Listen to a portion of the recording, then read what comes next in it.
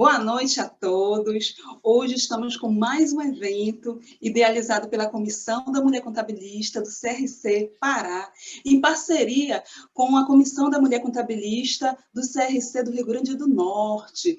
Hoje o nosso tema é um tema muito interessante, principalmente para as empresas de lucro real, lucro presumido. Então, hoje vamos falar sobre a escrituração contábil fiscal, certo? As alterações para 2020 e os reflexos da Covid-19 nas notas explicativas. Primeiramente, eu gostaria de agradecer imensamente aos palestrantes, professora Lieda, professor Danilo, que de pronto aceitaram o convite para esse evento, para contribuir com seus conhecimentos, e eu agradeço imensamente a vocês. Agradeço também a todos que se fazem presentes nesse momento, tá? As autoridades, presidentes, conselheiros, secretários dos conselhos regionais e demais entidades, e ao apoio do Conselho Regional do Rio Grande do Norte. E aqueles que se inscreveram pelo sistema de eventos do CFC, pelo site, temos várias participações, a todos que nos acompanham no canal do YouTube, pelo Zoom e pelo Facebook. Sejam todos bem-vindos para uma palestra muito grandiosa. Nesse primeiro momento, teremos a apresentação do professor Danilo Lolio. O professor Danilo, ele é graduado em análise de sistemas pela Universidade Mackenzie e em pedagogia pela USP, consultor em legislação tributária, professor de MBA e de pós-graduação pela BSSP, palestrante pelo SESCOM e CR6 a nível nacional. Professor Danilo, a palavra é sua. Boa noite a todos. É com grande satisfação, poder estar aqui nesse evento grandioso. Gostaria de agradecer ao CRC Pará por esse convite, por esse evento. E, por favor, Lieda, a sua palavra. Está adentrando o recinto a Ticiane, que é a coordenadora da Comissão da Mulher. Então, antes de começar a fazer a apresentação, seria bom a Ticiane, que já está aí. Nós já estamos ao vivo, Ticiane, e estamos só esperando você fazer aí as suas boas-vindas para poder começarmos. A Ticiane, que é coordenadora da Comissão da Mulher do Pará. Eu sou a Lieda, coordenadora da Comissão da Mulher do Rio Grande do Norte. Esse evento foi idealizado pela coordenação da Mulher do Pará. Portanto, Ticiane, seja muito bem-vinda e passo-lhe a palavra. E a professora, primeiramente, boa noite. Quero dizer que você é sempre muito bem-vinda no nosso estado. Sempre que precisar, sempre que tiver alguma atividade, pode contar com a gente. Agradecemos aí imensamente você ter aceitado de pronto para participar desse nosso evento. A gente fez um projeto que chama Quarta com Elas. Então, toda quarta-feira tem um debate, tem uma atividade que é fundamental. Então, gostaria de lhe agradecer. Eu tenho certeza que o debate será super rico e que as quartas-feiras está virando cultural já, Lieda, aqui no estado. Toda quarta-feira a gente tem essa programação. A nossa coordenadora adjunta é a professora Beth. Você já deve ter conhecido, já dialogou com ela. E para a gente é uma satisfação enorme estar contigo, viu? Muito obrigada. É sempre uma honra poder participar. Obrigado, Ticiane. Obrigado, desse Ticiane. evento. Sucesso no CFC. Deixa eu lhe dizer, quarta com elas, mas eles sempre são bem-vindos. Opa! A prova é o Danilo, que aqui está conosco, né? Mas eu não posso deixar de homenagear a mulher, pelo espaço, e por hoje ser a grande maioria dentro da área da contabilidade. Parabéns a todas vocês. Tá certo, Obrigada. sejam... Beth, nós programamos, eu falo um pouquinho agora no início, aí passo para o Danilo e em seguida a gente vai interagindo, que eu acho que fica melhor quando a gente vai falando simultaneamente. Ao invés de fazer assim uma apresentação estática, Danilo, depois eu e depois debate. É importante que vocês que estão nos acompanhando, tanto no Facebook da Comissão da Mulher do Pará, quanto aqui no YouTube, que vocês, à medida que vocês forem tendo dúvidas, vão colocando no chat, que eu e a Beth vamos acompanhar também o chat e responderemos à medida do possível. Eu passo as perguntas para o Danilo quando se tratar de ECF. Esse tema ele é bastante oportuno, não só pelo fato da ECF, nesse momento, ela está... Agora, 30 de setembro, né, a obrigação acessória mais próxima, mas também eu achei oportuno nós trabalharmos alguns aspectos das notas explicativas e dos reflexos da Covid nessas notas explicativas. Quando a gente fala em informações contábeis de uma forma geral, nós temos que ter em mente que hoje nós temos um grande marco. A partir de 2007, quando definiu-se o que era uma empresa de grande porte. Então, hoje, uma empresa de grande porte é aquela que fatura acima de 300 milhões de reais ou que tem ativo acima de 240 milhões de reais. É também importante saber que sociedade anônima de capital aberto, independentemente do porte, é considerada grande porte, ou seja, aquelas empresas que têm obrigatoriedade de prestação de contas públicas, elas são consideradas de grande porte. E para estas, aplicam-se todas as normas brasileiras de contabilidade. Quando nós falamos das empresas de pequeno porte, eu estou falando da grande maioria, com faturamento abaixo de 300 milhões. Para estas, aplicamos a norma brasileira de contabilidade técnica geral, 1000, NBC-TG 1000, cuja diferença para as demais normas é uma única. Primeiro, ela simplifica alguns procedimentos, mas a diferença principal é que ela elenca todas as demonstrações contábeis, à exceção da DVA. Então, quem está obrigado a NBC-TG 1000 faz todas as demonstrações contábeis, incluindo as notas explicativas, exceto a DVA, demonstração do valor adicionado, que esta é obrigatória para as sociedades anônimas. Quando nós falamos em microempresas, do ponto de vista contábil, microempresa é toda aquela empresa que tenha faturamento de até 4 milhões e 800 mil reais no ano anterior. Microempresa. Pequenas e médias, entre 4.800 e 300 milhões. Microempresas, abaixo de 4 milhões e 800 mil de faturamento. Estas empresas, as microempresas, opcionalmente, elas podem, ao invés de adotar a NBC-TG 1000, adotar a interpretação técnica geral e TG 1000. Qual é a grande diferença entre TG 1000 e NBC-TG 1000? Na forma de contabilizar, nenhuma. Mas na quantidade de demonstrações a serem apresentadas, há uma diferença significativa.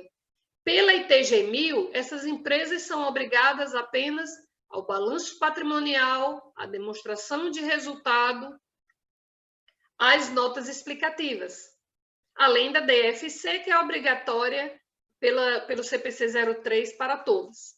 Essa é a grande diferença.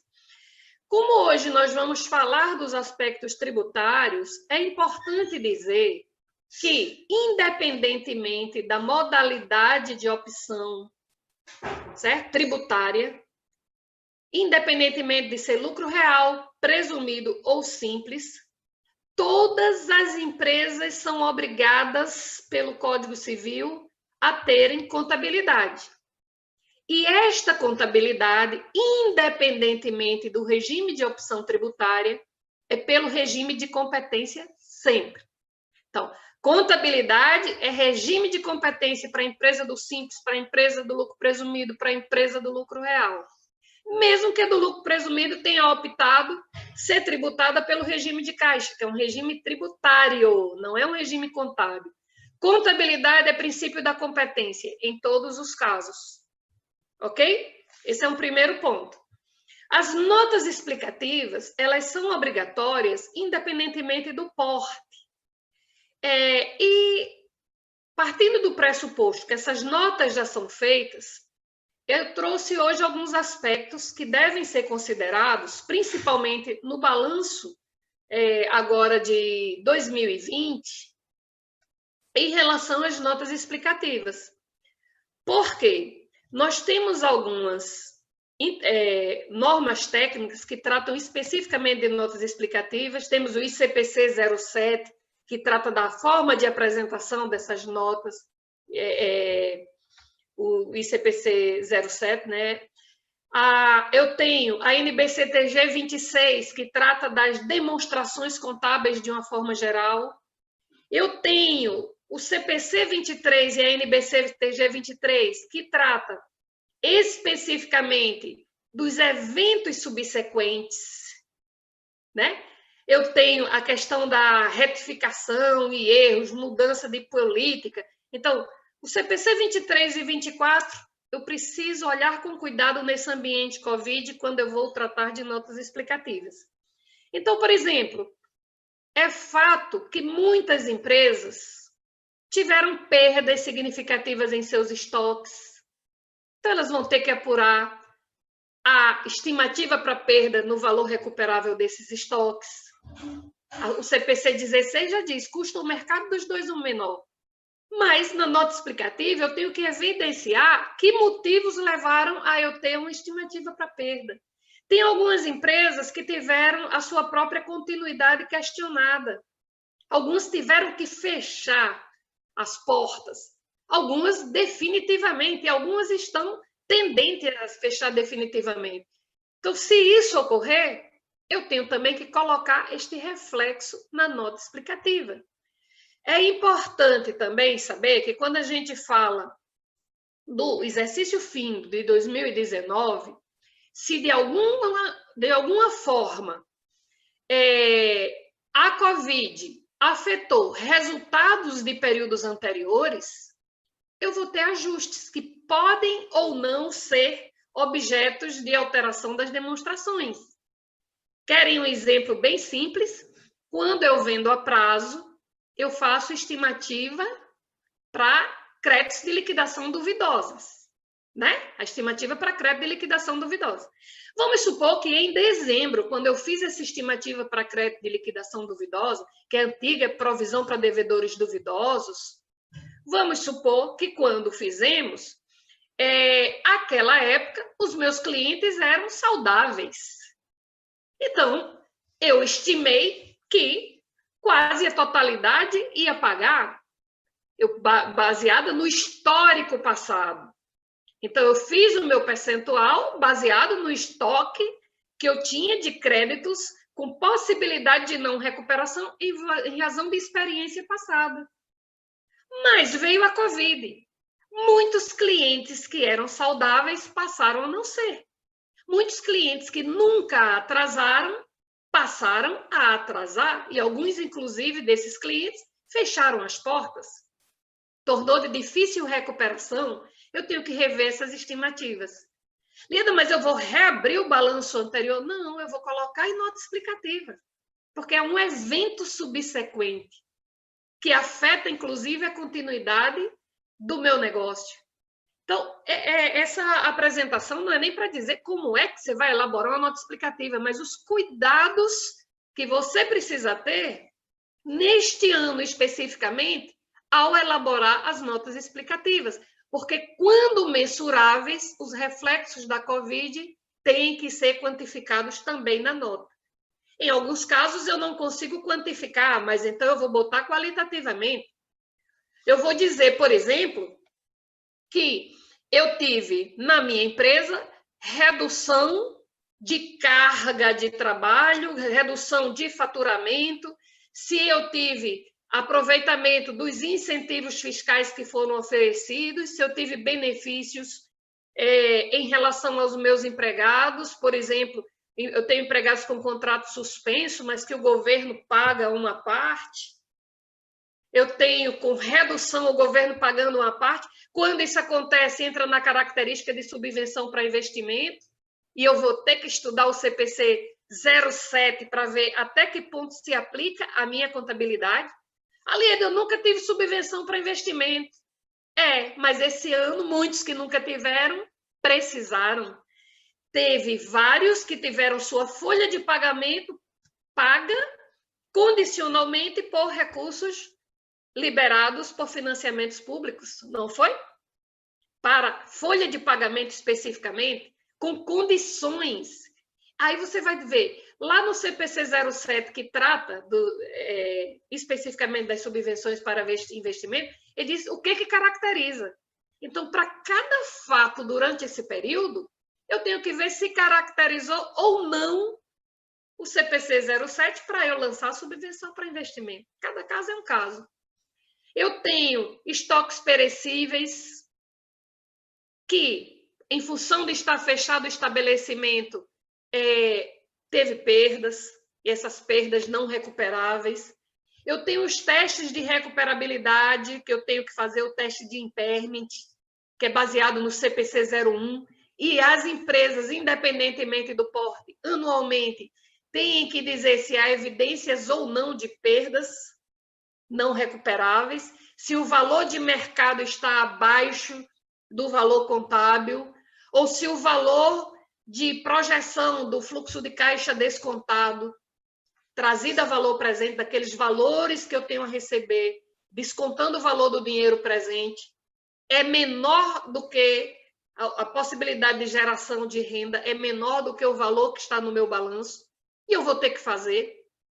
Então, esse momento da Covid, muita gente está olhando só pelo aspecto de que teve que mudar a sua forma de trabalho, que teve que ir para o home office, mas é momento também de refletir acerca dos procedimentos contábeis que vão ser advindos deste momento. Porque nós reportamos fatos contábeis. E esses fatos contábeis são fatos econômicos. Teve impacto nos resultados organizacionais, precisa ser mensurado. Ou, no mínimo, reportado em nota explicativa. Eu tenho várias demandas trabalhistas que surgiram em função de demissões que foram feitas, sem que os direitos trabalhistas fossem observados.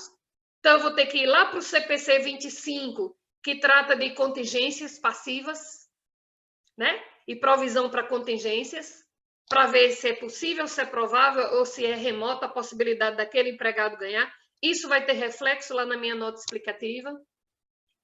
Então, observe que em pouco tempo nós já elencamos vários CPCs que precisam ser olhados para eu construir esse impacto. Eu vejo o CPC 16 em relação aos estoques, o 25 em relação aos passivos contingentes, o 01 em relação ao teste de recuperabilidade dos ativos, que é o teste de impairment. Em seguida, eu tenho a própria CPC 07, que trata da estrutura da apresentação das notas, mas a ITG 1000 e a NBC-TG 1000 tem uma estrutura mínima que deve ser seguida, não é um padrão, mas é uma estrutura mínima, e eu tenho que ter muito cuidado. Por quê? A primeira nota explicativa, ela diz exatamente que eu atendi às normas brasileiras de contabilidade ao elaborar as demonstrações. É a primeira nota. Aí eu estou dizendo que atendi às normas brasileiras, mas eu não fiz teste de impairment, eu não fiz as estimativas, eu não fiz a projeção para saber da possível continuidade ou não da empresa, eu não reportei os fatos relevantes. Será que eu atendi às normas brasileiras? Aí entra no aspecto tributário. Por que isso é importante? Porque uma das formas da Receita ela arbitrar lucro é quando ela desconsidera a contabilidade em função de não atender os princípios contábeis. Então, imagine que eu mando um ECD e não existe teste de impairment, né? Eu fiz uma contabilidade e eu não tenho lá valor residual para os meus bens do ativo permanente. Eu não vendi a prazo e por um prazo maior e não fiz o ajuste a valor presente, que está lá no CPC 12. Eu não avaliei meus bens ao valor justo, que está lá no CPC 46. Liena, mas você está falando isso aí para empresa de grande porte. A NBCTG 1000 tem todos esses itens que a de grande porte tem. O que ela simplifica a sua vida é que ela botou em 3.000 artigos, o que seria uma cacetada de artigos quando você pega todas os normativos. Então, esse é um ponto importante. As demais considerações eu vou fazer à medida que o Danilo for apresentando a SF, porque eu sei que o tempo é curtinho, para 2 assuntos que são riquíssimos. E a grande maioria de vocês estão aqui, vamos falar a verdade, estão por causa do Danilo, por causa da SF 2020. Então, Danilo, o show agora é com você. Obrigado, Lieda. Queria levantar um ponto que você falou. Muitas ECDs foram entregues agora em julho sem as notas explicativas. Infelizmente, né, as pessoas ainda não se reportaram às normas contábeis e podem sofrer, né, de repente, alguma penalidade, alguma infração por conta disso, né?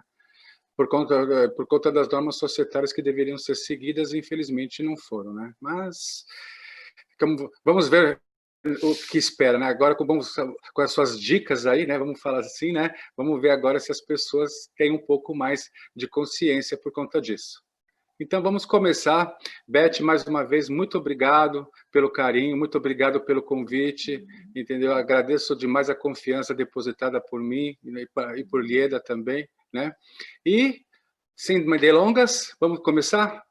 Vamos começar. Então, eu vou Compartilhe sua tela.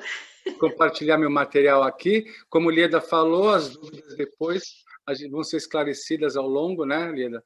Qualquer momento, Lieda, tem a palavra, Beth também.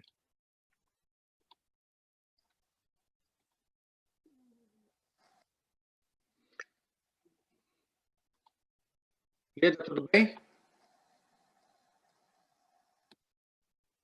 Compartilhou. Ok. Ótimo. Bom, então, vamos para a nossa escrituração contábil fiscal. Apesar de ser uma escrituração que já entregue, né, há alguns anos, mas sempre todo ano surgem dúvidas, né, ou pelo menos pode ser pessoas que devam estar entregando pela primeira vez, ou estavam num escritório, mudaram de escritório, passaram para outro escritório para entregar. Então, este ano posso dizer, sinceramente, que por enquanto, né, somente temos o prazo que foi alterado, mas o layout, pelo menos até a data de hoje, não houve alteração. Então, não é diferente da ECD, que teve muitos impactos, até o presente momento não tivemos alteração no layout. Então, o que permanece é a escrituração que foi feita também, né, referente ao ano de 2018, né, que foi entregue referente ao ano de 2018, estamos entregando esse ano referente a 2019. Então, vamos lá. Quando a gente fala de ECF, né, você pode ter alguma dúvida, né? Fala assim, nossa, Danilo, você falou de ECF, tudo. Onde que está ECF? Não lembro onde ele falou. Então, anotem aí, Instrução Normativa 1422, de 2013. Então, quando eu estou falando da ECF, eu vou me reportar a essa instrução normativa. Então, qualquer dúvida que você tenha sobre a ECF, você vai encontrar, né, nessa instrução normativa todas as alterações que tiveram posteriores, né? Essa instrução foi alterada, mas hoje se encontra de forma atualizada, ou seja, quando você procurar a instrução normativa 1422, já vai vir com todas as alterações posteriores que tiveram. O que ela fala? Ela fala primeiro da obrigatoriedade. Então, desde o ano 2014, com a extinção da DPJ, né, todas as pessoas jurídicas, lucro real, lucro presumido, lucro arbitrado, imunes isentas, inclusive as equiparadas, devem apresentar a escrituração ECF, né, de forma centralizada pela matriz. Então, ECF é uma escrituração entregue pelo CNPJ da matriz. Então, não é por estabelecimento, É a empresa matriz que entrega a ECF, diferente da ECD, que pode ser entregue por matriz e filial separada, mas quando eu falava de ECD, eu sempre dizia, não façam a ECD de forma descentralizada. Entreguem matriz e filiais todas consolidadas, todas em um único arquivo, porque senão vão ter problema na hora de entregar a ECF, na hora de fazer a recuperação da ECD. A quem não se aplica? Simples Nacional não entrega. Órgãos públicos, autarquias, fundações públicas também não entregam. E também as pessoas jurídicas inativas, né, que são aquelas pessoas jurídicas que lá em 2019, na DCTF de janeiro, você já indicou lá a declaração, né, de inatividade, né? Ou seja, aquelas empresas que não têm nenhum tipo de atividade operacional, não operacional, patrimonial, financeira. Todas essas empresas, né, que já foram entregues a declaração de inatividade na DCTF de 2019 em janeiro, né? Ou seja, você também está dispensado de entregar ECF. E para as empresas do lucro real, né, quem tem a tributação pelo lucro real, o que é a ECF? É o livro de apuração do lucro real, ou seja, o nosso LALUR, né, o nosso famoso LALUR. Por que isso? Porque quando a gente for falar de penalidades para o lucro real, o fisco atribui ao livro que não foi apresentado. E aí todas as penalidades são referentes a esse livro. Por isso que a ECF, no caso do lucro real, é o próprio livro de apuração do lucro real. Que a gente sabe, né, na ECF, que toda aquela parte da DIPJ que nós tínhamos, e o lucro, o LALUR, né, ele era entregue separado, né, encadernado, você deixava à disposição do fisco. Agora, na ECF, você tem que apresentar tanto a parte que era referente à DPJ, mas, no caso do lucro real, também tudo que é referente ao LALUR. O resto de informações na ECF? Todas as operações que influenciam, né, na composição da base de cálculo do Imposto de Renda da Pessoa Jurídica, do IRPJ e da CSLL, da Contribuição Social. A partir do quê? Recuperação do plano de contas contábil e saldos das contas. Então, todas as empresas que foram obrigadas a entregar a ECD, que é, no caso, as empresas do lucro real, e também as empresas que entregaram de forma facultativa, vão fazer na ECF essa recuperação do plano de contas e dos saldos, que já vai trazer todas as informações que vão compor depois a base de cálculo do IRPJ e da CSLL. O que mais traz a ECF? Você vai ter que recuperar os saldos finais da ECF do período anterior. Isso por conta do LALUR, por conta da parte B. Né? Dentro da parte B do LALUR, eu vou trazer a ECF do período imediatamente anterior, porque eu vou trazer toda aquela parte dos prejuízos, né, fiscais, da base de cálculo negativa, que eu vou poder aproveitar para fazer a compensação no período, né? E depois, se tiver alguma sobra ainda, depois transportar para o exercício subsequente. E o mais importante dentro da ECF é o plano de contas referencial, né? Que a gente chama que era um plano de contas baseado na DIPJ. Você tem que fazer o relacionamento de todas as suas contas contábeis societárias, né, com o plano de contas referencial. E isso tem que ser feito todas as contas e todas as contas analíticas, né? Então, eu tenho lá no meu plano de contas todas as minhas contas analíticas, mas eu tenho, por exemplo, a conta bancos, conta movimento, eu tenho tudo separado. Eu tenho lá o Banco Itaú, o Banco Bradesco, o Banco Santander. Aqui na ECF eu não preciso trazer esses bancos separados. Eu vou vincular todos esses meus bancos a uma única conta chamada, por exemplo, Bancos Conta Movimento.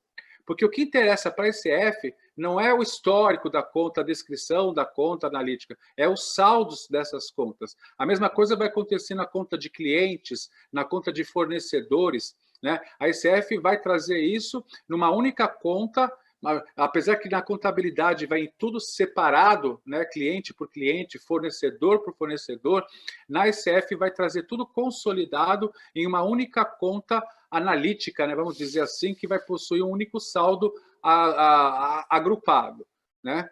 Então, esse plano de contas referencial ele é obrigatório na ECF, por isso que era imprescindível que na ECD as empresas que foram obrigadas a entregar e também que entregaram de forma facultativa, já fizessem lá a parte dessa referência, desses relacionamentos. Por quê? Porque quando chegar na ECF, já vai trazer isso pronto, porque a ECF vai obrigar que você faça isso. Ou seja, você vai economizar trabalho, tempo, né, que você vai, agora, né, nessa atual conjuntura que nós estamos passando, né?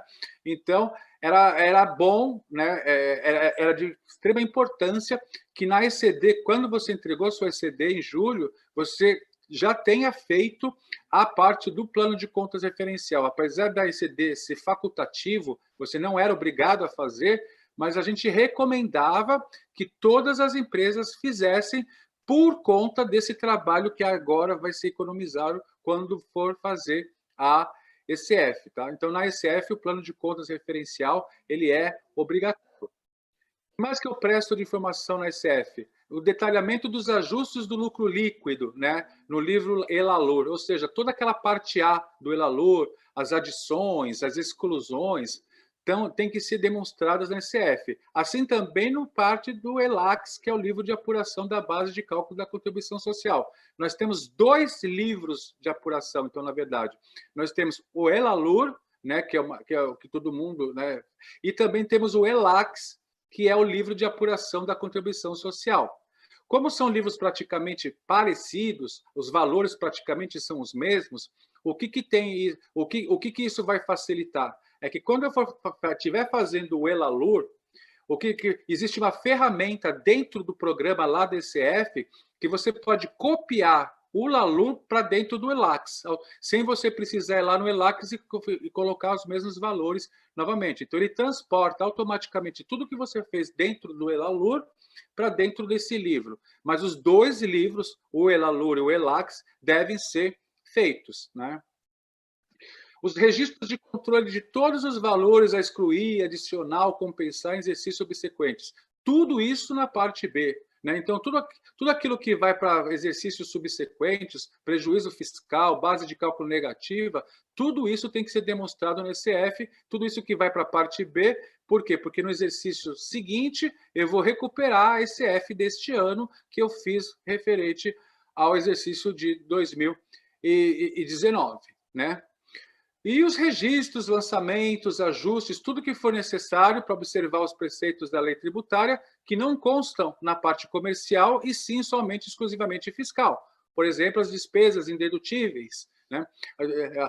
A despesa foi dedutível por conta da contabilidade, mas quando chegou na parte fiscal, essa despesa ela é indedutível. Né? Então, esse lançamento dessa despesa indedutível, eu tenho que demonstrar, né, tudo isso quando eu for fazer a minha parte A dentro do Lalur.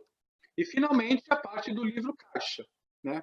Então, as empresas do lucro presumido, né, que fizeram a tributação que optaram pela tributação pelo livro caixa, né, devem apresentar esse demonstrativo se no ano de 2019 tiveram uma receita bruta superior a R$1.200.000, que é o famoso bloco Q.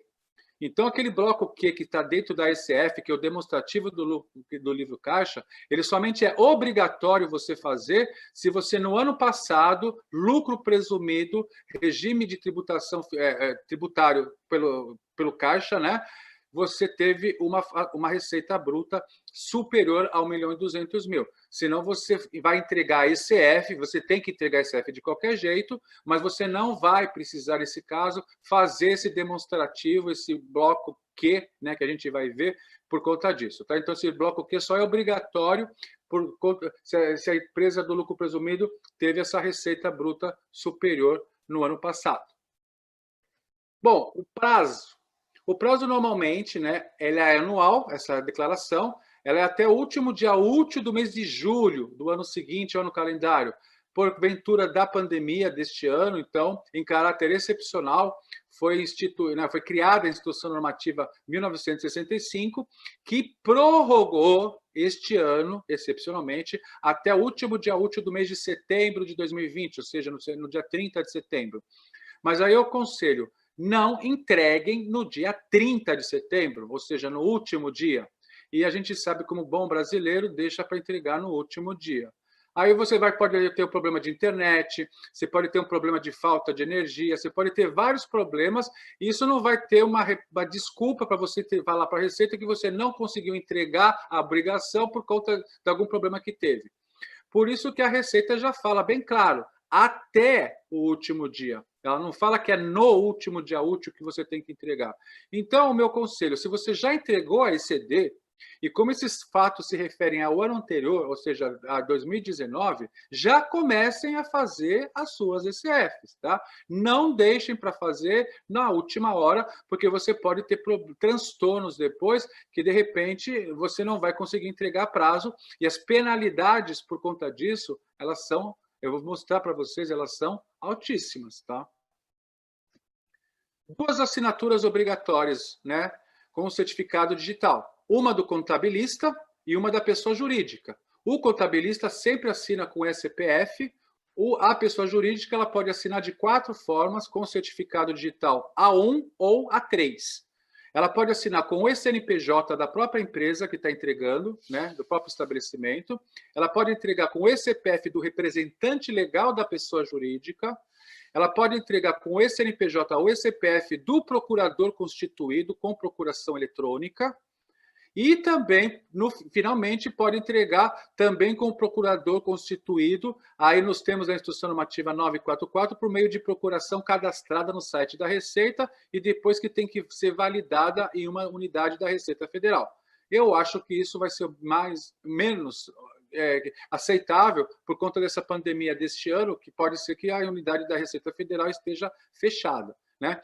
Então, se você for procurar, você for trazer com procuração, se você for fazer ECF por procuração, façam de forma eletrônica lá no site, né, do ECAC, lá, habilitem o serviço lá de todos os serviços que você tem direito a poder fazer essa procuração, né, porque muitas vezes a pessoa tem tem o negócio, mas lá não está habilitado, né, dizendo lá que ela tem permissão também para poder fazer. Tem que ter certeza, tem que checar se lá no ECAC aquela habilitação lá de todos os serviços está permitindo que você faça isso. E aí, para fazer a parte das assinaturas, é muito fácil. É o registro 0930, você vai ter 2 registros, um referente ao contabilista e o outro referente à pessoa jurídica. E aí os dados são o nome de quem está assinando, né, o nome do signatário, o CPF ou o CNPJ, e aí nós temos qualificação do assinante. O contabilista assina com o código 900. Então, esse código 900 ele é exclusivo para o contabilista. Qualquer outro código pode ser utilizado para a pessoa jurídica, que não seja esse código 900. Então, vocês veem aí a tabela de qualificação de assinante, né, para poder, na hora de fazer a assinatura, colocar a qualificação com o código correto. A inscrição do contabilista, no caso o CRC, no caso se for o contabilista que estiver fazendo esse registro, o e-mail do signatário e também o número do seu telefone. Então, vejo que as informações são muito fáceis, muito, né,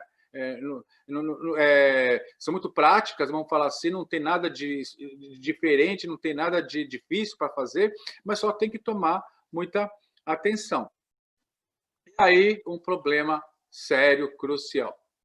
Todo ano acontece. Mudou o contador no meio do ano, ou a empresa mudou o plano de contas. E aí, como é que faz? Né?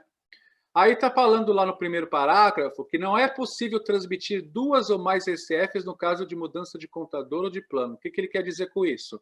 Que a ECF só pode ser entregue por um único contador. E o último contador assume toda a responsabilidade pelo ano calendário. Então, imagina aquela empresa que chegou em você lá no mês de novembro e antes ela passou por 4 contadores. Gente, é loucura você ter pego essa empresa nesse período.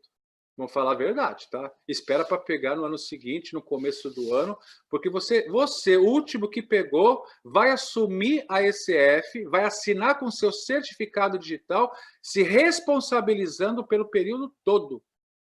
Olha só a loucura. Enquanto que na ECD você entrega de forma separada, cada contador entrega o seu no período, na ECF não. Na ECF é sempre o último que vai assumir o abacaxi. Desculpa falar assim.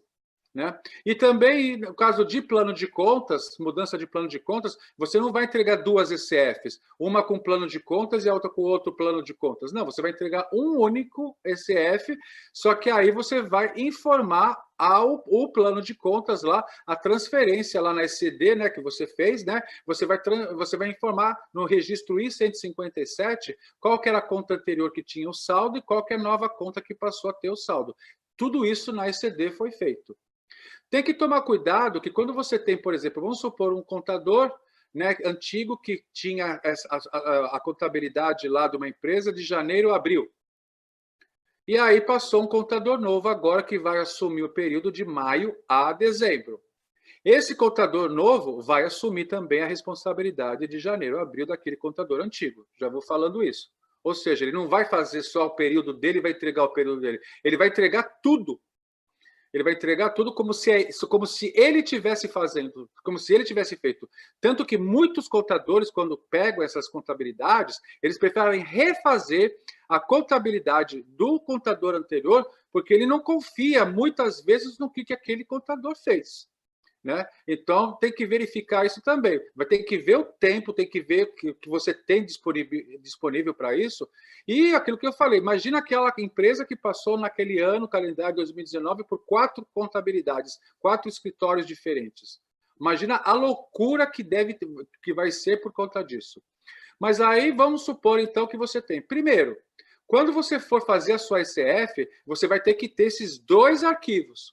Você vai ter que ter do contador antigo e do contador novo. E aí você vai, que é você, né? Que é você que é o segundo período, seria você, seria de abril, eu falei de maio a dezembro. Então, o arquivo de janeiro a abril você também vai ter que ter, e é o primeiro arquivo que você vai recuperar a ECD. E aí, o que a ECF faz? Ela vai verificar os saldos finais de abril. E ele vai, para poder fazer a recuperação do segundo arquivo, que é o seu, ele vai verificar se o saldo inicial de maio fecha com o último saldo final de abril do arquivo anterior. Se der divergência nisso, já dá problema. Ele não vai recuperar. Aí não vai fazer nada? Não. Aí ele vai considerar o seu arquivo, que é o segundo, e aí você vai ter que ver com o primeiro arquivo, de janeiro a abril, o que você vai fazer, como que você vai trazer essas informações, você vai trazer de forma manual, como que você vai trazer. Né? Vai baixar pelo Receita Net BX, ou um problema sério também, de repente o contador anterior não tem entregue a ECD, de repente ele não fez a ECD, mas aí como que você fez a sua parte da ECD, também tem tudo isso. Quando é mudança de contador, gente, tem que tomar muito cuidado por conta disso, tá? Então, quando você pega um cliente no meio do exercício, você tem que ver os impactos, né? Se ela, lógico, se for do lucro real ou do lucro presumido, se for imunes ou isentas, né? Como eu falei, né? Que tem que entregar, você vai ter que verificar o que isso pode impactar depois para você, tá? Então é isso, tá? É uma única ECF que tem que ser entregue, que vai assumir a responsabilidade do último contador que está entregando, ok? Retificação, também é um outro problema sério, né? Bom, a ECF que transmiti está incorreta. Então, eu vou mandar uma ECF agora retificadora, né? Retificada, né? Não, retificadora mesmo, retificada que é a anterior. A retificadora. E aí, preciso pedir autorização para alguém? Não. Eu posso entregar quantas ECFs, cuidado também, né? Se você for entregar muita ECF retificadora, o fisco também pode ficar de olho em você, querendo saber por que você está entregando bastante, né? Várias ECFs retificadoras. Mas você pode entregar, não tem espaço, não tem limite, né? E o prazo máximo é de 5 anos. Né? Então, você tem 5 anos para você fazer essa retificação.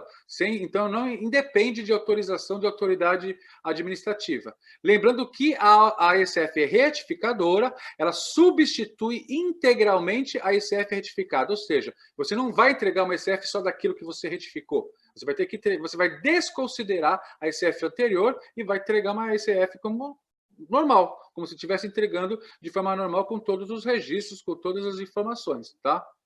não vai permitir retificação de ICF, né, que tenha por objetivo mudança do regime de tributação. Você mandou do lucro real, só que aquela empresa não era, você esqueceu lá, era do lucro presumido.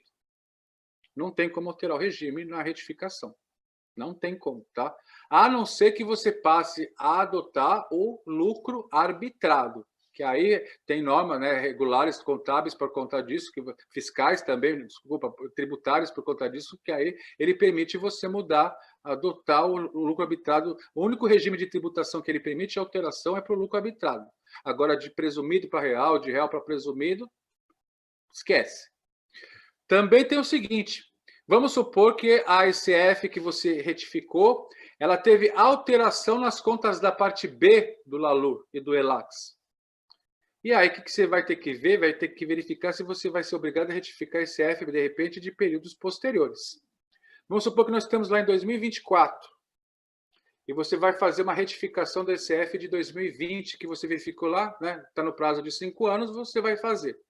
E aí, você fez essa retificação em 2020, só que ela afetou essa alteração que você fez, na parte do lucro real, nesse caso estou falando de lucro real, né? A parte B do LALUR de exercícios posteriores que vão ser transportados. Você vai ter que retificar de 2021, 2022, de repente, 2023, até chegar no ano que você está. Então, você tem que tomar muito cuidado na hora de fazer uma retificação, se ela vai poder, de repente, impactar em alguma outra coisa que já foi feita posteriormente, certo? A pessoa jurídica tem que entregar ICF retificadora sempre que apresentar ICF substituta, alterando contas ou saldos contábeis recuperados. Então, vamos supor que você teve que substituir a ECD. E na ECD que você substituiu, de repente, alterou os saldos lá. Aí você vai ter que alterar a ICF também por conta dos saldos da ECD substituta que foi feita, né? Não vai deixar a ECD de um jeito e a ICF de outro. Você vai ter que também tentar ver isso. E mesmo que você tenha feito, você não substituiu, mas você fez, por exemplo, lançamentos extemporâneos. A gente sabe que na ECD você consegue fazer lançamentos extemporâneos, que é aquele lançamento do tipo X. E aí o que aconteceu? Você fez lá em 2019, lá no dia 1º de janeiro, lançamentos extemporâneos referente a 2018, referente ao exercício anterior. E aí mexeu lá, afetou a conta de ajustes, né? Você cria uma conta de transitório que vai lá para o patrimônio líquido, né? Ajustes de exercícios anteriores, e de repente pode ter afetado a parte, no caso do ELALUR, adições e exclusões ao lucro líquido. E aí o que você vai ter que fazer? Retificar a ECF também referente àquele exercício. Tá? Então, cuidado que substituição, retificação, tem que ver o que vai impactar. A gente não pode pensar só naquilo que a gente está fazendo de momento. A gente tem que verificar o que aquilo, de repente, pode afetar para mim futuramente. E também, finalmente, de repente, se pode, quando mandou uma ICF retificadora, ter alterado o valor da apuração do imposto de renda e da CSLL, o DARF. E aí, você já tinha mandado uma DCTF referente a isso. Você vai ter que mandar uma DCTF retificadora, por conta desse DARF que foi alterado, por conta desse ICF que foi alterado o saldo e alterou os valores referente da apuração do IRPJ e da CSL.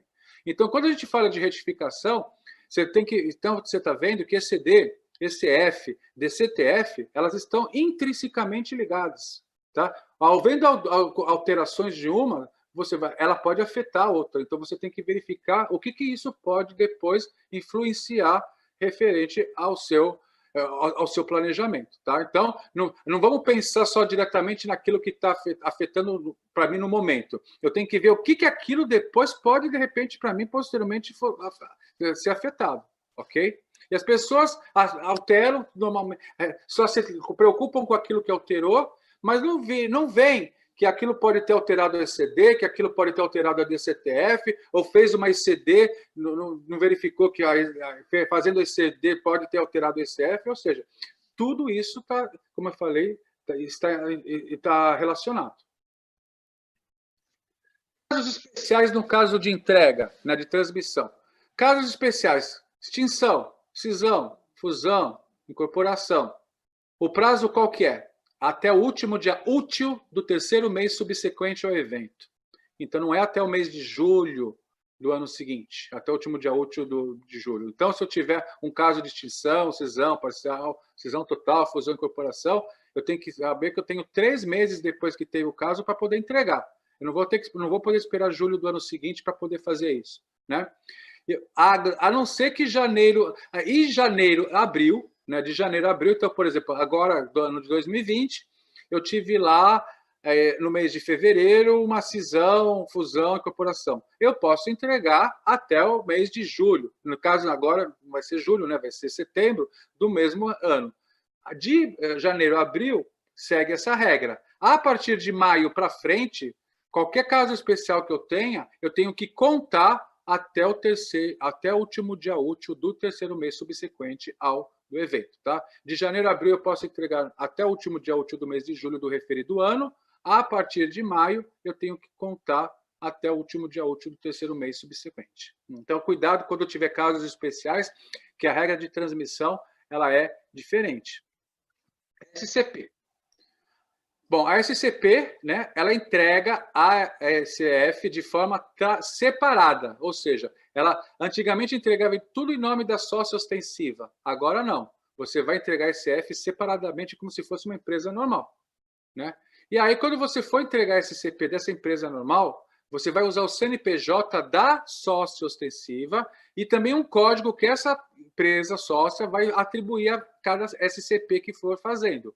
Então, vamos supor, como você vai entregar tudo num CNPJ único e essa sócia ostensiva ela tem várias SCPs, cada SCP ela vai estar diferenciada por um código próprio. Código 1, código 2, código 3, até, né? Por quê? Porque como o CNPJ é o mesmo, como que eu vou diferenciar uma SCP de outra? Né? Então, foi criado esse código, mas elas entregam tudo separadamente, cada uma entrega a sua individualmente. Penalidades. E aí eu tenho lá 2 penalidades. Uma para o lucro real e outra para quem não é do lucro real. Então, eu tenho que separar primeiro. Eu tenho que ver se a empresa é do lucro real ou é do lucro presumido, do lucro arbitrado, do imunes isentas. Se ela for do lucro real, eu vou aplicar a penalidade que está no artigo 8º da Lei 12.973. Se ela não for do lucro real, se ela for do presumido, se ela for do arbitrado, se ela for imunes isentas, eu vou aplicar o que está no artigo 12 da Lei 8.218. Então, eu tenho que fazer essa separação das penalidades. Então, o que fala então, o artigo 12 dessa Lei 8.218, que é para quem presumido, para quem arbitrado e para quem imunes isentas? Tem 3 penalidades distintas. Primeira, eu tenho uma multa equivalente a 0,5% do valor da receita bruta se eu entreguei a SCF, né, a escrituração, aos que não atendeu aos requisitos para apresentação dos registros e arquivos. O que é isso? Isso dificilmente vai acontecer com vocês. Por quê? Porque normalmente quando a gente faz SCF, a gente tem um sistema que faz isso. E aí vai gerar um arquivo TXT que vai transportar isso, que vai fazer a importação para você. Isso vai acontecer se de repente você fazer a SCF toda ela manualmente. E eu não aconselho, porque eu acho uma loucura, um absurdo você fazer isso. Entrar lá, fazer, criar tudo. E de repente, quando você fez isso, você esqueceu de algum registro que tinha que ser entregue e não foi. Aí vai aplicar esses 0,5% do valor da receita bruta por conta disso. Mas como eu falei, vai ser difícil acontecer isso, porque quando você gera o TXT pelo teu sistema, ele já vai estar prevendo todos os registros que estão lá colocados, que vão ser colocados. Então, não vai poder ter essa multa nunca, né? A segunda multa é 5% sobre o valor da operação, sobre o valor da operação correspondente, limitada a 1% do valor da receita bruta, então tem um limite de 1% do valor da receita bruta a quem omitir ou prestar incorretamente informações. Ou seja, você entregou no prazo, mas você deixou de fazer, deixou alguns campos em branco que tinham que ter sido preenchidos, alguns valores que tinham que ter sido colocados, registros que tinham que ser gerados, você não gerou, ou você prestou a informação, só que a informação estava errada. Então, isso vai acontecer no caso, por exemplo, de uma fiscalização. Se você fizer uma retificação espontânea, tudo bem. Mas se você for fiscalizado e verificar que teve algum valor incorreto, sobre este valor, eu vou aplicar 5% do valor correspondente. Então, por valor, hein? Tá? Limitado a 1% do valor da receita bruta. Então, primeiro eu vou calcular 1% do valor da receita bruta, né, vai ter que chegar até aquele limite do 1%, né? Senão, vai pagar 5% sobre o valor da operação correspondente. E a última multa é sobre a falta de entrega no prazo. Aí eu tenho 0,02%, ou seja, 0,02 por dia de atraso, calculada sobre a receita bruta também, tá? Limitada a 1% dessa, ou seja, limitada a 1% da receita bruta. Ao quem não cumpriu o prazo estabelecido para apresentação, ou seja, chegou no dia 30 de setembro, você não entregou, no dia 1 de outubro já está aplicando essa multa para você. E aí, quando você pode pensar, bom, 2 centésimos é uma coisa irrisória, mas se você pensar por dia de atraso e sobre a receita bruta, dependendo da receita bruta que essa empresa tiver, isso vai poder virar uma cacetada. Tá, gente? É claro que eu tenho também aí um limite de 1% dessa receita, tá? Mas a gente tem que verificar que a gente não tem que se atentar só ao 0,02%. A gente tem que se atentar que isso é por dia de atraso e é sobre a receita bruta que é calculado isso. Ok? Lucro real. Lucro real vai aplicar o que está na Lei 12.973 de 2014. E aí, como eu falei lá atrás, olha o que está escrito no artigo 8º-A. O sujeito passivo que deixar de apresentar o livro. Por isso que no lucro real, a SF é o livro de apuração do lucro real, porque a penalidade se refere ao livro, certo? Nos prazos fixados, ou que apresentar com inexatidões, incorreções, omissões, vai ficar sujeito à seguinte multa. Bom, a primeira multa é pela falta de entrega no prazo, ou entregar em atraso. 25 centésimos por cento, ou seja, 0,25% por mês calendário ou fração, ou seja, é cumulativo. Cada mês vai aplicando mais isso, né? Do lucro antes do imposto de renda e da contribuição social. No período a que se refere à apuração, limitado a 10% desse lucro, né? A quem deixar de apresentar ou apresentar em atraso o livro. O livro, tá vendo que ele fala do livro, né? E 3% não inferior a R$100 do valor omitido, inexato ou incorreto. Ou seja, por cada valor que ele encontrar omitido ou inexato, incorreto, ele vai te aplicar 3% em cima disso. E aí não tem limite nenhum. Olha só que ele não tá falando que é limitado a nada, né? E aí, então, são essas duas multas, de atraso e de omissão incorreta. Por quê? Porque a gente sabe que a ECD, gente, a ECD, a ICF, o SPED em si, ele não está preocupado, tá, o fisco, só de você entregar. Infelizmente, as pessoas hoje se apegam muito a prazo de entrega. Ah, tem que entregar quando? Tá? E aí, por quê? Porque lá atrás era assim, que era só pelo prazo de entrega. Hoje, o fisco, além de se preocupar com o prazo de entrega, ele está querendo se preocupar também se você está entregando de forma correta. E é isso que é mais importante. A gente tem que verificar quais as informações, que tipo de informação que nós estamos entregando. Tá? Por isso que eu falo que a gente não pode fazer isso de forma assim, atrapalhada de qualquer forma. Normalmente se entregava, entrega em branco aí, depois a gente faz, depois a gente entrega, depois o fisco, depois não sei o quê. Tomar muito cuidado, então, que nós temos duas penalidades. Uma sobre a falta de entrega e outra sobre as informações incorretas. Tá? Bom, aí falou aqui, quando fala em atraso, de 0,25% do lucro. Se a empresa não teve lucro naquele período, aí sabe o que o fisco faz? Ele retroage os exercícios. Então, não teve em 2019, eu vou pegar de 2018. 2018 não teve também, era prejuízo, vou pegar 2017. 2017 eu achei. Aí ele vai pegar aquele lucro e ainda vai atualizar esse lucro pela Selic para aplicar. Olha só. Tá louco? Então não tem esse negócio de falar que é 0,25 do lucro, não vai aplicar porque a minha empresa não teve lucro, foi prejuízo, não teve naquele exercício, eu vou pegar o exercício anterior. Até achar, e daquele exercício que eu achei, eu ainda vou atualizar pela Selic esse valor para poder aplicar a penalidade para a pessoa. E, sem prejuízo das penalidades previstas, aplica-se o disposto que está no artigo 47 da Lei 8.981. O que esse artigo fala? Do arbitramento. Então, a pessoa jurídica ela ainda pode ser arbitrada por conta disso, né? de não ter feito a escrituração desse livro aí. Então tem que tomar muito cuidado. Eu tenho essa aplicação e ainda posso ser arbitrado por conta da falta de entrega desse livro que não foi feito. Bom, falando um pouco agora então da parte técnica, onde que eu vou achar tudo? Deu um problema lá no meu programa lá, validador. Deu um erro lá. Onde que eu vou pegar? Vou pegar meu livro de cabeceira, né, que é o meu manual de orientação. Onde que está esse manual? No ato declaratório executivo, né, no ADEC Office 70 de 2019. Então, vou lá, Google, ADEC Office 70 de 2019, é um PDF ou Word, tanto faz, né, que você pode escolher. Vai lá e baixa. É para você ler aquele manual todo? Não, gente, não tem condição de fazer a leitura total dele. Mas é um manual de orientação para você, de repente, se tiver algum problema lá de registro, se tiver algum problema lá falando sobre algum bloco, alguma coisa, você já vai estar sabendo o que é realmente, principalmente para quem não tem muita familiaridade com essa parte de bloco, de registro, né? O contador, infelizmente, muitos contadores ainda falam, bloco e registro, isso aqui é com suporte. Isso aqui com a parte técnica, com a parte de TI.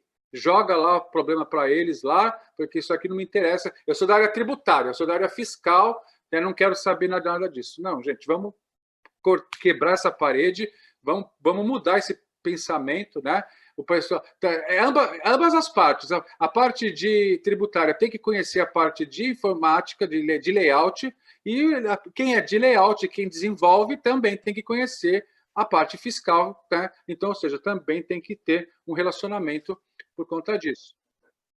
A empresa ela tem que gerar o arquivo com recursos próprios, ou seja, você tem que ter um sistema de gestão que vai gerar um TXT, que você vai fazer depois. O quê? Vai baixar o programa gerador, validador, né? E vai lá validar o conteúdo, vai assinar, vai transmitir, vai visualizar, tudo isso.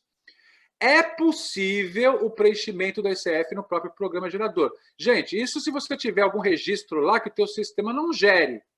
Então, é como se fosse uma complementação. Aí eu tenho lá uma ficha lá da DPJ, lá que tinha lá de ativos no exterior, ativos não sei o quê, que meu sistema não gera. Você vai lá, pode informar. Mas não que você faça isso do zero. Não que você comece lá e entregue uma ECF totalmente você fazendo. Isso aqui, para mim, como eu falei lá atrás, é um absurdo. E a recuperação de dados da ECD é obrigatória para empresas que são obrigadas a entregar ECD, porque é o caso do lucro real. Lucro real, tá? Se a empresa for do lucro real, se ela não tiver feito a recuperação da ECD, a ECF, na hora de fazer a validação, ele dá erro, ele não deixa, ele te obriga a fazer essa recuperação de dados, ok? Bom, falando em bloco, então, o que nós temos? Nós temos muitos blocos dentro da ECF, bastante, né? O bloco 0 e o bloco 9, o bloco 0 abre a empresa, o bloco 9 fecha, encerra a empresa. E aí nós temos os blocos intermediários. O C. O que é o C? O C, o teu sistema não vai gerar, você não precisa, não vai importar esse bloco, nada disso. Ele vai vir recuperado da ECD. Então, quando você faz a recuperação da ECD, o próprio PVA, o próprio PGE já gera esse bloco C. E o que vem nesse bloco C? Vem o plano de contas da ECD, vem o mapeamento, por isso que a gente já fala, você já tem que ter feito o mapeamento que já vai facilitar a sua vida, vai vir os centros de custo, vai vir os saldos periódicos, vai vir toda a parte de transferência de saldos do plano de uma conta, né? Se você mudou de plano de contas, ele também já traz isso para você, e o saldo das contas de resultado antes do encerramento. Por que isso é obrigatório? Porque a partir dessas contas, desses saldos, é que eu vou fazer a geração das minhas demonstrações, né, de referente à ECF. Então, por isso que isso está totalmente ligado à parte societária, vamos falar assim, que você entregou agora para a ECF, e lá dentro fazer o plano de contas referencial, que vai fazer depois toda a parte fiscal, toda a parte tributária. O bloco E também não é importado, ele é recuperado, é a ECF anterior. Então, as empresas do lucro real, como que vai trazer a parte B, que trouxe lá das compensações, dos prejuízos, da base de cálculo negativa? Tem que fazer essa recuperação da ECF também. Mas, então, são duas recuperações. A recuperação da ECD, do exercício, né, ou seja, de 2019, né, por isso que a ECD entregue sempre antes da ECF, e o E, que é a recuperação da SF anterior, ou seja, do exercício anterior, para trazer as contas, para você fazer as compensações da parte B, no caso do LALU, lá do lucro real. E aí eu tenho o bloco J, que fala realmente do que é o plano de contas e o mapeamento, né? Ou seja, aquilo que você... Isso aí também já é automático. Por que automático? Porque se você fez a recuperação da ECD, esse bloco J ele já vai vir automaticamente para você todo feito. Tá? Isso é para quem, de repente, lá não fez o mapeamento e vai ter que fazer agora o mapeamento todo do plano de contas e mapeamento. Por isso que era bom ter feito lá na ECD, porque aí já vai trazer isso para você. Tanto o plano de contas como a parte dos saldos contábeis. O bloco K, que é a parte dos saldos. Se você também já fez isso lá, quando você fez a recuperação da ECD, já vai trazer tanto o bloco J, que é o plano de contas, como o bloco K, que é o saldo dessas contas contábeis. Aí eu tenho a parte do lucro real, que é os blocos L e M e N, que é o lucro líquido, o LALUR e o cálculo do IRPJ. Tem o bloco P, que é o lucro presumido. O bloco Q, que é o demonstrativo do livro caixa, né? Então, as empresas da tributação do lucro do caixa entregam o bloco Q. Lucro arbitrado, que é o T. Imunes isentas, que é o U. O V, que é o DIREX, que é o demonstrativo, né, de recebimentos de exportação. Eu tenho o bloco W, que é o Country by Country Report, né, que é o relatório país a país, para bem do lucro real. O bloco X, que é as informações econômicas, e o bloco Y, que é as informações gerais. Praticamente, quem fazia a IDIPJ, né, na época, vai saber fazer isso tranquilamente, gente. Por quê? Porque lembra que na IDIPJ eu tinha fichas e agora eu tenho blocos, tenho os registros que têm que ser preenchidos, mas praticamente as informações são praticamente as mesmas, tá? A única coisa que mudou agora, né, a estrutura, só o formato, mas as informações praticamente é as mesmas que são apresentadas com algumas alterações. Bom, quando eu falo do bloco 0, uma informação muito importante é o registro 0010, que fala lá o campo tipo de escrituração. E aí, isso é só para quem é do lucro presumido e imunes e isentas. Quem é do lucro real não vai pedir esse campo. Tá? Por quê? Porque no caso do lucro presumido e imunes e isentas, pode ser que você não tenha feito a ECD. Porque tinha lá, não era só o lucro presumido tinha lá para você fazer, tinha aquela parte da distribuição de lucros, né? Senão você não precisaria fazer. E a imunes isentas tinha aquela parte lá das receitas não serem até 4.800.000, né? E aí o que acontece? Se você fez, você vai entregar você vai preencher com o seu, ou seja, você não estava obrigado, mas você foi lá e fez a ECD, você entregou a ECD.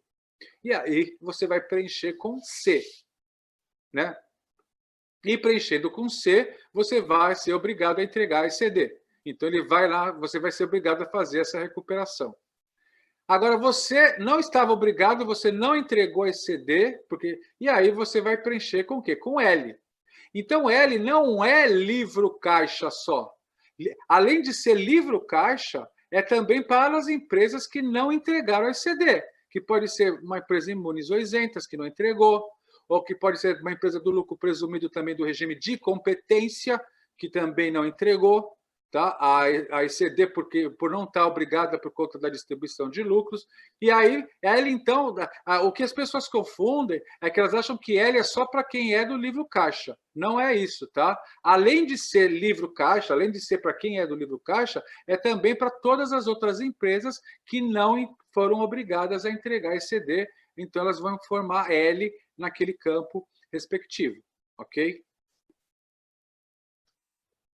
Bom, falando então um pouquinho agora do lucro real, quais são os blocos que o lucro real tem que entregar? O bloco 0, que é a abertura, o bloco C, que é a recuperação da ECD, o bloco E, que é a recuperação da ECF, o bloco J, que é o plano, e o bloco K, que é o saldo das contas referenciais, o L, M e o N, que é exclusivo para quem é do lucro real, as informações econômicas, as informações gerais. Tá? Lembrando que informações econômicas e gerais é o que já existia na DIPJ, né? Ou seja, então a SF ela não está só preocupada em apuração de RPJ, de CSLL, tá? Você também tem algumas informações econômicas e gerais que você tem que apresentar. Bom, então, e o que é o bloco L do lucro real? É o lucro líquido, né? Ou seja, é a demonstração do lucro líquido. E aí você tem que apresentar o balanço patrimonial, tem que dizer qual que é o método de avaliação do estoque, se foi PEP, se foi inventário, se foi pelo custo ponderado, tudo isso é um questionário lá que você vai responder qual tipo de avaliação. A demonstração dos custos, custo das mercadorias, custo dos produtos, custo dos serviços, né? E a DRE, que é a demonstração do resultado do exercício. Então, tudo isso vai no bloco L, que é o lucro líquido. O bloco M é o LALUR e o ELAX, os dois livros, né? Sendo que do M001 até o M315 eu tenho toda a parte do LALUR e a partir do M350 eu tenho a parte do ELAX, né? E aquilo que eu disse, você faz o LALUR e depois pede lá na ferramenta na SF copiar o LALUR para o ELAX automaticamente. Então, aqui que eu vou identificar, né, fazer todas as contas, né, da parte B, quais as contas que vão ser utilizadas lá de prejuízos fiscais.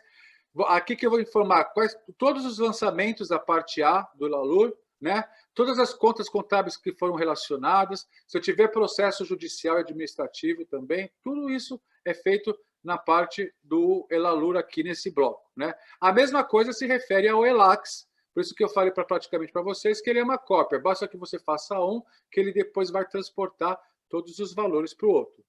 E, finalmente, eu tenho o bloco N no lucro real, que é o cálculo do IRPJ e da CSLL. Lembrando lá que eu tenho lá a base de cálculo do IRPJ após a compensação. Se eu tiver lucro de exploração, é aqui que eu vou mostrar no bloco N. O cálculo de isenção e redução do imposto sobre o lucro, é aqui que eu vou mostrar. Incentivos fiscais, informação da base de cálculo dos incentivos fiscais, também é aí que eu vou mostrar. E o cálculo do IRPJ, que pode ser tanto mensal, né, por estimativa, né, que é o anual, no caso depois do final, ou com base no lucro real trimestral. E aí eu tenho a parte também da base de cálculo da CSLL, após as compensações da base de cálculo negativa, e o cálculo da CSLL também, que pode ser mensal e também com base no lucro real trimestral. Aí eu vou para o lucro presumido. O lucro presumido, quais blocos que gera? Esses blocos aí, né? Também faz a recuperação da ECD. Se tiver alguma coisa feita de recuperação também na ICF, também pode trazer. Plano de contas e saldos contábeis. Mas o lucro presumido ele só tem um bloco, que é o bloco P, né? E também que para quem for do livro caixa, quem tiver demonstração do livro caixa, que tiver aquele faturamento lá de 1.200.000 superior, vai ter que fazer também o bloco Q. E também as informações econômicas gerais. No lucro presumido, então, o que eu tenho que mostrar? O balanço patrimonial, a demonstração do resultado do exercício, a apuração da base de cálculo, o cálculo de isenção e redução também, se eu tiver no lucro presumido, né? O cálculo do IRPJ, a apuração da base de cálculo com base no lucro presumido, também depois, né? E a apuração da base de cálculo da CSLL, né, com base no lucro presumido, e o cálculo da CSLL. Então, é tudo dentro de um bloco só. Se eu tiver um faturamento acima de 1.200.000 e tiver feito lá dizendo que é livro caixa, né, que o reconhecimento das receitas foi pelo regime de caixa, eu tenho que gerar esse registro Q100, mas, como eu disse, só se eu tiver um faturamento superior, 2019, a 1.200.000. As pessoas jurídicas imunes isentas. A partir do ano calendário 2015, todas as pessoas jurídicas imunes isentas estão obrigadas a entregar. Vamos supor que você não foi obrigado a entregar ECD. Não foi obrigado a entregar ECD. O que você vai entregar para a ICF? Você vai informar esses registros que estão aí, que é a abertura do arquivo 000, os parâmetros, tributação, complementares, vai dizer quem são os signatários, né, os assinantes, né, e principalmente o X390, que é o doar, nesse caso, que ainda existe, para quem é imunes isentas, origem e aplicações de recursos. É obrigatório esse registro? É. Se você é uma empresa do terceiro setor, lá, entidades imunes isentas, você tem que gerar o registro X390. Se você não fizer a geração desse registro, vai dar erro, né? Que é toda a parte do doar. E identificar, né? A identificação e rendimento dos dirigentes, conselheiros, sócios ou titulares. Neste caso, você não precisa assinar com a assinatura do contador. você só precisa, no caso, né, se você não for obrigado a entregar ECD, vai ser exigida somente a assinatura do representante legal, ou seja, não vai ser obrigatória. Agora, se você foi uma imunizenta que entregou a ECD, aí você vai ter que ter as duas assinaturas, né? Além de recuperar, né, além de fazer a recuperação da ECD, você vai ter que entregar, você vai ter que assinar tanto pelo contador como pelo representante legal, né, pela pessoa jurídica. As imunes isentas, né, o que elas têm? Além dos blocos que a gente já falou, é o bloco U, que é imunes ou isentas. E aí, no bloco U, o que eu tenho? Eu tenho o balanço patrimonial, a demonstração do resultado, o cálculo do RPJ e da contribuição social, no caso de terem receitas que não fazem parte da atividade, né, da empresa. O bloco X. O bloco X é a partir de um questionário que lá nos parâmetros complementares, igual na DIPJ você fazia. Você respondia lá sim ou não em várias perguntas que ele te fazia. Você tinha atividade incentivada, você tinha operação com o exterior, né? Você tinha royalty, você tinha rendimento, você tinha inovação tecnológica, você tinha área de livre comércio. Se era imunizenta, tem esse X390 aí que está em amarelo. Dependendo da pergunta que foi feita e você respondeu afirmativamente, falou que sim, ele vai abrir uma ficha na DPJ e aqui abre um registro, né? E você tem que gerar esse registro e tem que preencher esse registro obrigatoriamente. Ok? Bloco Y. Informações gerais. Aí eu tenho a discriminação da receita por atividade econômica.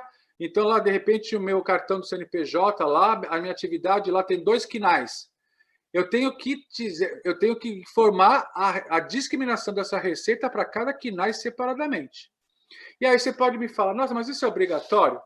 Não é obrigatório se você tiver só um quinai, mas se você tiver 2, você tem que preencher. E se eu não preencher, vai dar erro? Não vai dar, porque a receita não sabe se você tem ou se você não tem nesse momento. Mas aí ela faz uma fiscalização, ela te aplica a penalidade pelas informações omitidas que tinham que ter sido geradas e não foram feitas. Então, você toma muito cuidado, tá? Você tem que fazer isso. A mesma coisa demonstrativo do imposto de renda CSL retido na fonte, que é a nossa famosa REINF, né? Que por enquanto é DIRF, né? Mas que vai ser REINF depois, né?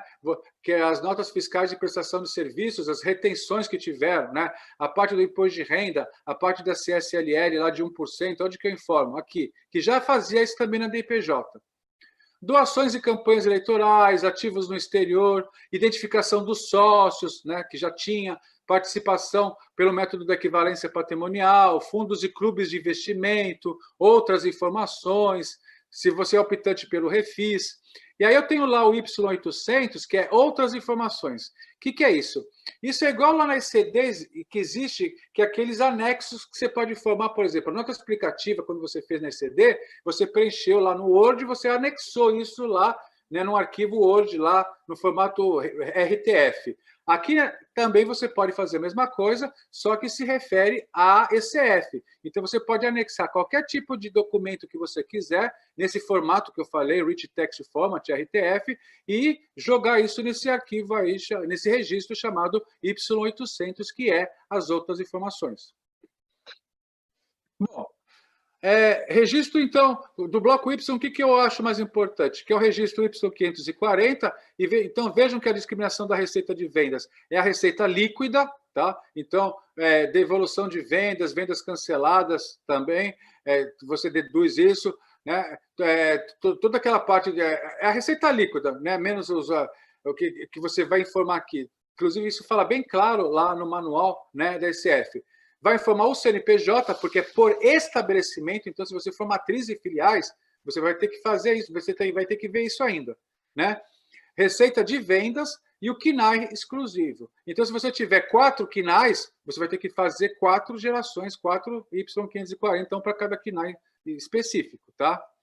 Eu tenho um registro Y também 570, que é o demonstrativo do imposto de renda e da CSLL, que eu falei para vocês, que vai cruzar futuramente com a REINF. Você pode ter certeza absoluta, né? Hoje pode ter algum cruzamento com a DIRF, mas isso aqui, com certeza, a REINF vai ter uma informação muito importante, a Receita com isso, né? O CNPJ da fonte pagadora é quem faz a DIF, né, nesse caso, né?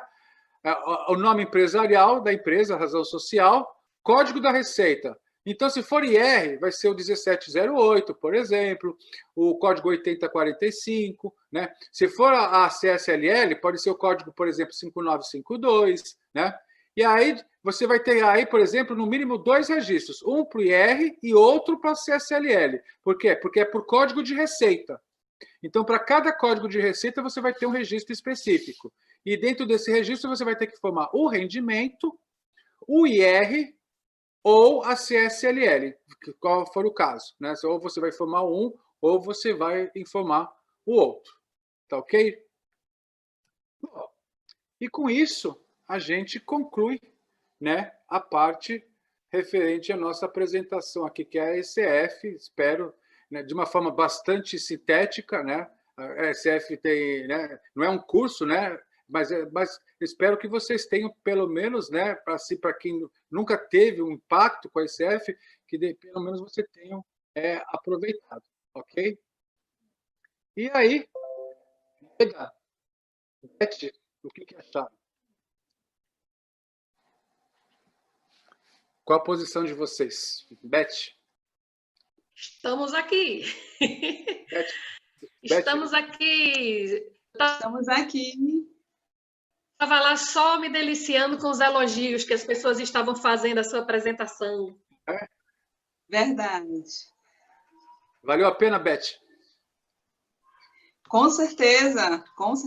Muito, muito, muito obrigado pela disponibilidade. Vocês de pronto realmente aceitaram o convite. Então, para aqueles que não conhecem, a professora Lieda, ela é contadora, com formação em engenharia de produção e tecnologias e sistemas de informações. Sua formação acadêmica ela é pela UFRN e FGV, pela Universidade do Minho. Ela é consultora também da Federação das Indústrias do Rio Grande do Norte. Ela atua em organismos internacionais, como a FMI, as Nações Unidas, para o desenvolvimento industrial. E também é uma mulher apaixonada por contabilidade. Isso daí a gente percebe pelo empenho que ela tem e tudo aquilo que está relacionado à sua profissão. Professora Lieda, eu só tenho a lhe agradecer muito por esse momento, por todo o seu empenho. Professor Danilo, muito obrigada por suas explanações, por seus esclarecimentos. Nós temos aqui no chat 2 perguntas, na realidade, foram respondidas, mas eu queria que o professor Danilo desse uma reforçada. A Luana Aparecida, ela tem dúvidas sobre a obrigatoriedade, né? A ECD, ela é obrigatória para as empresas do lucro real e presumido, e a do presumido, quando estas distribuem lucro. E a ECF, ela é obrigatória para todas as empresas do lucro real e do lucro presumido? Bom, a ECF, como a gente falou lá no começo, né, ela é obrigatória para qualquer empresa, independe de distribuição menos os simples, né, menos as autarquias, fundações públicas e as inativas. O resto, lucro real, lucro presumido, imunes isentas, independente de forma de tributação, de distribuição de lucro que for, ECF é obrigatória para todas, tá? Tinha aquele negócio no ECD que falava da distribuição de lucros, mas aí é para o lucro presumido, né? Mas a gente sempre, né? A Leda está aí de prova também, né? A gente sempre indicou, a gente sempre orientou que todos os contribuintes, independente se o lucro presumido tivesse ou não aquela distribuição de lucros acima da base de presunção, que entregassem a ECD. Por conta agora da ECF ser muito mais fácil de ser feita, né? Senão vai ter que fazer tudo agora praticamente do zero, né? Porque não entregou a ECD e a gente vê que a ECF ela depende, né, da ECD, porque existe aquela parte do plano de contas referencial que você tem que fazer toda aquela parte dos relacionamentos. Se eu já fiz lá atrás, agora para mim vai ser muito mais fácil praticar. Por quê? Porque agora eu só vou ajustar alguma coisa que tem que ser ajustado. E lembrando também, a gente tem que verificar que isso é de exercício de 2019. Já está encerrado, já foi feito, já está tudo feito lá. Ou seja, não tem o que mexer. Vamos falar assim. Por quê? Porque o balanço foi tudo apurado, as informações estão todas apuradas. Agora você só vai apresentar para o fisco algo que lá atrás, no calendário anterior, você já tinha feito, certo? É isso, Beth? Com certeza. Temos mais uma também, mais um questionamento da Thelma Cristina. Ela pergunta se, e no caso das associações sem finalidade lucrativa? Eu acredito que essa pergunta está relacionada à obrigatoriedade do envio, né, também. Então, as imunizizentas, poderia frisar um pouco mais? As imunizizentas que ele falou. Sim. Todas as imunizizentas são obrigadas a entregarem, tá? Pode ser que ela não entregou a ECD, porque a ECD tinha lá 4.800.000, né? Você não teve receitas, doações, né? Tudo aquilo lá, até 4.800.000 não era obrigado a entregar.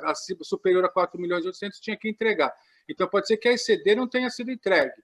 Agora, a ECF, como eu disse, todas, sem exceção, e tem que ser entregues do terceiro. Inclusive, existe uma ficha própria para isso. Aquela ficha que nós falamos, né? Que é a parte do DOAR, lá daquela parte de imunizizentas, lá que as informações econômicas, lá, que é o X390, que ela vai ser obrigada a apresentar. Ok? Ok, então, professor. Só duas? Acredito que no chat... Sim, fizeram somente esses 2 questionamentos e, lógico, muitos elogios. Tipo assim, foi um assunto muito extenso, porque se nós formos puxar cada um dos blocos, a gente passa meses e meses e meses já estudando. É um curso, né? Essas e Beth, eu ainda quero completar da nota explicativa, viu? Sim, e foi muito esclarecedor todas essas suas colocações, professor Danilo, sobre a ECF. Obrigado. Agora ficamos com as colocações da professora Lieda a respeito das notas explicativas. Só completando o que nós já havíamos falado, né? Que eu falei alguns pontos das notas explicativas no início da nossa apresentação, mas a gente tem que lembrar que eu vou falar em 2 notas explicativas que têm relação direta com a COVID, que é importante a gente falar. Primeiro, se eu quiser fazer retificação de erro, ajustes de exercícios anteriores, eu tenho que descrever a natureza e o valor do ajuste. E a gente tem que lembrar que ajustes subsequentes são aqueles que ocorrem entre a data do balanço e a data na qual é autorizada a elaboração das demonstrações, que esse ano, por sinal, foi 31 de julho. Então, que eventos subsequentes são estes? São aqueles condições que eu já tinha na data do balanço e que originam ajustes, ou aquelas que são indicadores de condições que surgiram depois que eu encerrei o balanço e antes da aprovação. Se a gente falar em relação a 2019, isso ocorreu até 31 de julho, mas eu tenho o balanço do 2º trimestre, que foi fechado agora, né? Para as empresas que têm lucro real trimestral ou mesmo lucro presumido trimestral. E exemplos que nós teríamos dessas notas explicativas: ocorrência de sinistro por incêndio, processo em andamento na justiça, que já existia na data do balanço, mas cuja decisão foi depois, logo em seguida, perda de clientes importantes. Lembram quando eu falei que pela Covid, nas estimativas para créditos de liquidação duvidosos, poderia ocorrer de nós termos clientes que ficaram inadimplentes e que até então tinham uma situação positiva? Alteração na legislação fiscal com reflexos significativos, contratação de dívidas. Tinham empresas que ficaram endividadas após o término do balanço em função da Covid. Então, isso pode trazer um alto índice de endividamento e prejudicar, inclusive, as condições futuras. E a paralisação das atividades é um evento subsequente que tem que constar de nota explicativa. Se ele teve venda de parcela do controle das operações ou descoberta de erros nas demonstrações que estavam incorretas, é um evento subsequente. Na Covid, eu tenho que ver, primeiro, a minha empresa, ela tem suprimentos que vêm de regiões afetadas, porque a gente sabe que nosso país ele tem dimensões continentais. Eu tenho empresas que comercializam produtos vindo do Oriente, da China ou de outras regiões afetadas. Pode ter impacto nas operações da empresa em função de ter funcionários infectados ou em quarentena. Impacto no fluxo de caixa da empresa. Isso são exemplos de notas explicativas que serão trabalhadas. Então, houve um consenso, inclusive publicado pela KPMG, que para as demonstrações de dezembro de 2019, regra geral, tivemos o evento subsequente, mas ele foi não ajustável. Evento subsequente não ajustável está no CPC 24. E ele diz que o não ajustável é aquele que eu apenas coloco em nota, mas eu não preciso retificar porque não influencia o resultado dos períodos anteriores. Teve, inclusive, uma circular da CVM, Comissão de Valores Mobiliários, que foi a 02 de 2020, que colocou que as sociedades anônimas elas tinham necessidade de divulgar os principais riscos e incertezas advindos do surto. Então, ou seja, aqueles eventos subsequentes não ajustáveis significativos, você faz uma estimativa do efeito financeiro, dizendo onde é que ela afeta, ou dizendo, se não tem condições de quantificar, pelo menos qual seria esse impacto nas demonstrações. Então, nós teremos do primeiro e segundo trimestre, em especial do segundo e terceiro trimestre, receitas, custos, fluxo de caixa, se teve perdas na recuperação ao valor recuperável dos ativos não financeiros, se teve perdas de créditos esperados dos ativos financeiros, o valor realizável líquido dos estoques, porque o CPC 16 diz custo ou mercado dos dois o menor. Então, eu tenho que saber se eu tenho estoques não perecíveis ou estoques que diminuiu no valor de mercado. Nós vimos vários shopping centers que ficaram fechados e, em função disso, mofou as mercadorias, ficaram danificadas, teve perda nos estoques. Se eu tenho ativos e passivos mensurados a valor justo, eu tenho que ver se reflete as informações e condições da data da mensuração, as cláusulas de empréstimo, se elas tiveram que ser negociadas, renegociadas, as provisões para contingência, a avaliação da continuidade operacional da empresa. A KPMG, ela publicou que 94% das empresas listadas na Fortune Magazine, que é uma grande publicação americana que coloca as 1000 maiores empresas, disseram que 94% dessas empresas têm transtornos provocados pela Covid. Se as grandes têm, as pequenas têm muito mais. Porque não tem capital de giro.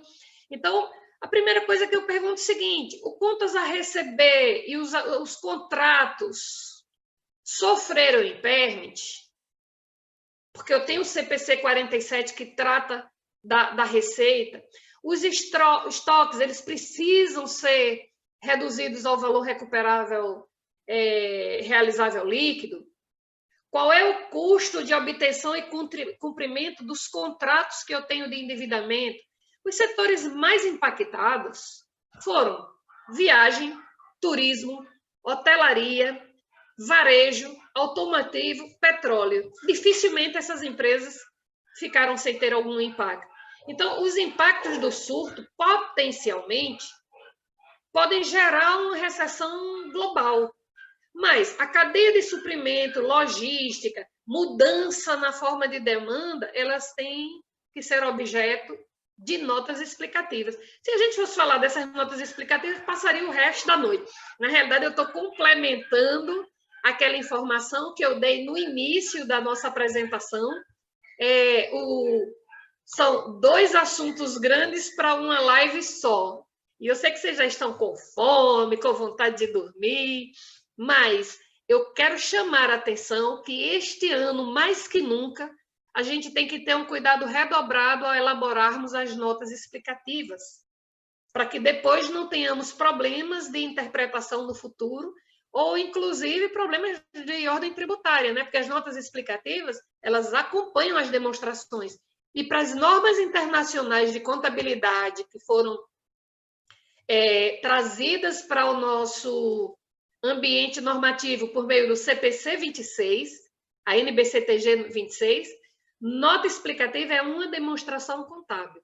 Então, o mesmo zelo e cuidado que eu tenho com as demais demonstrações, eu devo ter com as notas explicativas, porque elas suportam as decisões que tiveram reflexos nas demonstrações contábeis. Era isso que eu queria falar, Beth, para vocês, e dizer que foi assim uma alegria muito grande ter participado desse encontro aqui, CRC-RN, CRC Pará.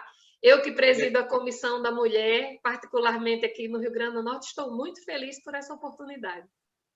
E aquele cuidado, né, Lieda, que você falou, sempre especial, não é que a empresa tem lá o lucro presumido, o regime de caixa, que ela é obrigada a fazer contabilidade. Muitas pessoas, né, tem que reforçar isso, né, Lieda? Eu vejo muitas do regime empresas, de tributação, fazerem, né, se a empresa recolhe pelo porque regime do de lucro caixa, presumido, pelo o que, que regime acontece, de né? Eles serem do competência, regime de caixa, não fazem contabilidade. independentemente, nós teremos a contabilidade pelo regime de competência sempre. Foi. Então, ponto importante. Contabilidade é regime de competência para empresa do simples, para empresa do lucro real, para empresa do lucro presumido, qualquer que seja o regime. Se ela é do regime de lucro presumido e opta por contribuir pelo regime de caixa, da mesma forma, ela vai recolher, fazer a contabilização pelo regime de competência, sempre, em qualquer hipótese. Parece que tinha caído. Lieda, parece que caiu. Mas eu entendi o que você falou. Você estava falando para chamar a atenção da necessidade de contabilizar independentemente do regime de tributação. Eu vi que sua internet deu um probleminha. E agora, Beth pode fazer o encerramento. Tem alguma pergunta a mais, Lieda? Não, tem não. Não? Gostaram, então? Foi bom? Que bom. Espero que sim. Eu estou olhando aqui se tem mais alguma pergunta. Olha, gente, foi maravilhoso.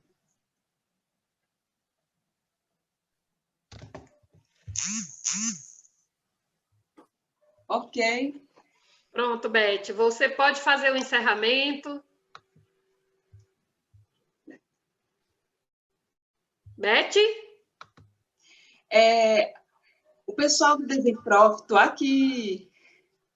Eu estou verificando aqui com o pessoal do Desenprof e eles estão com algum probleminha na disponibilização do formulário para a avaliação do evento, certo? Você então, passe aqui.